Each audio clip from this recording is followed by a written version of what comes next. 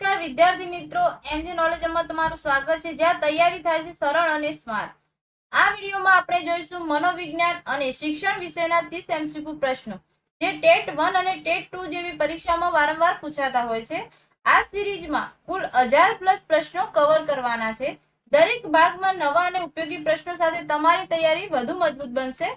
તો તૈયાર થઈ જાઓ. તૈયારીની શરૂઆત આજે જ કરો અને દરેક ભાગમાં જોડાતા રહો. વિડીયો અંત સુધી જરૂરથી જુઓ અને આવો જ ઉપયોગી કન્ટેન્ટ મેળવવા માટે ચેનલને તરત જ સબસ્ક્રાઇબ કરો. બેલ આઇકન જરૂરથી દબાવો, જેથી કરીને અમારા નવા વિડીયોની નોટિફિકેશન તમને મળતી રહે.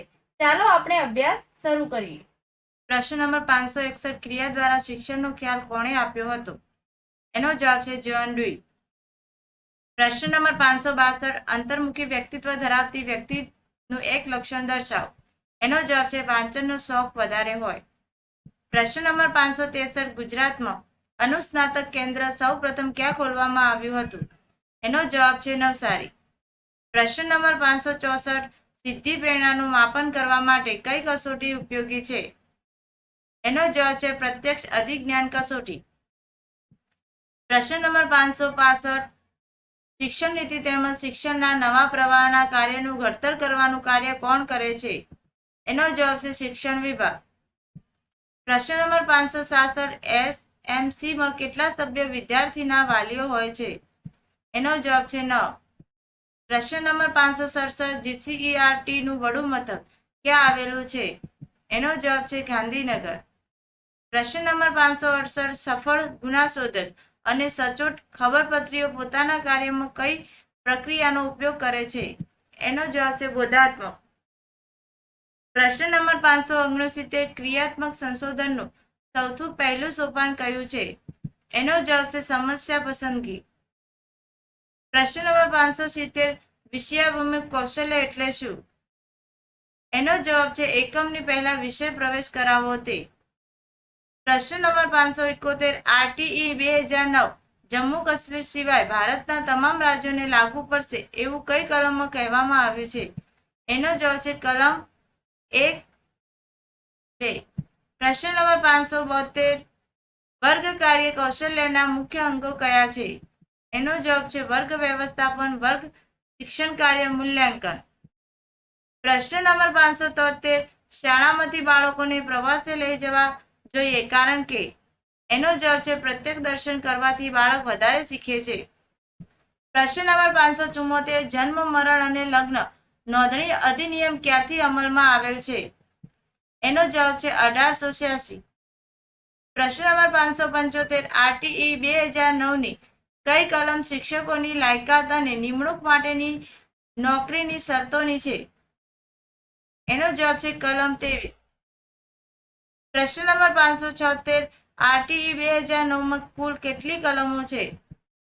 એનો જવાબ છે 38 કલમો. પ્રશ્ન નંબર 577, તાલુકા સ્તરે પ્રાથમિક શિક્ષણ વહીવટ માટે કોણ જવાબદાર ગણાય છે? એનો જવાબ છે તાલુકા પ્રાથમિક શિક્ષણાધિકારી.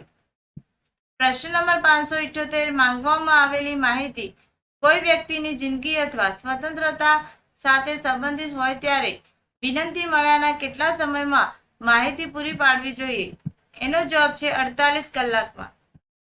પ્રશ્ન નંબર 579, NCTE ની સ્થાપના કયા હેતુથી કરવામાં આવી હતી? એનો જવાબ છે શિક્ષક પ્રશિક્ષણ માટે. પ્રશ્ન નંબર 580, જિલ્લા કક્ષાએ પ્રાથમિક શિક્ષણનું માળખું કેવું હોય છે? એનો જવાબ છે ત્રિસ્તરીય.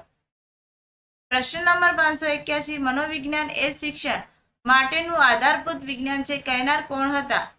એનો જવાબ છે B.F. સ્કિનર. પ્રશ્ન નંબર 582, પરીક્ષામાં નાપાસ થનાર વ્યક્તિ કહે છે મારે ક્યાં પાસ થવું હતું? આ કઈ બચાવ પ્રયુક્તિ ગણાય? એનો જવાબ છે યુક્તિકીકરણ. પ્રશ્ન નંબર 583, વર્તનમાં પ્રગતિશીલ અનુકૂલન પ્રાપ્ત કરવાની પ્રક્રિયા એટલે અધ્યયન વિધાન કોણે કર્યું હતું? એનો જવાબ છે સ્કિનર. પ્રશ્ન નંબર 584, શિક્ષણ ક્ષેત્રે શાસ્ત્રીય અભિસંધાનના પ્રયોગો કોણે કર્યા હતા? એનો જવાબ છે I.P. પાવલો. પ્રશ્ન નંબર 585, ઇવાન પેટ્રોવિચ કયા દેશનો મનોવૈજ્ઞાનિક હતો? એનો જવાબ છે રશિયા. પ્રશ્ન નંબર 586, પાવલોવના પ્રયોગમાં અભિસંધિત ઉદ્દીપક કયું છે? એનો જવાબ છે ઘંટડીનો અવાજ. પ્રશ્ન નંબર 587 પ્રજ્ઞા વર્ગખંડમાં સાહિત્ય વધુમાં વધુ કેટલી ઊંચાઈ પર લગાવવામાં આવે છે? એનો જવાબ છે 35 ફૂટ સુધી. પ્રશ્ન નંબર 588 એડેપ્ટ કુલ કેટલા પરિણામો હોય છે? એનો જવાબ છે 4. પ્રશ્ન નંબર 589 SCE નું પત્રક બી એટલે કયું પત્રક? એનો જવાબ છે વ્યક્તિત્વ વિકાસ પત્રક. પ્રશ્ન નંબર 590 ગાર્ડનરે બહુવિધ બુદ્ધિનો સિદ્ધાંત ક્યારે આપ્યો? એનો જવાબ છે 1983.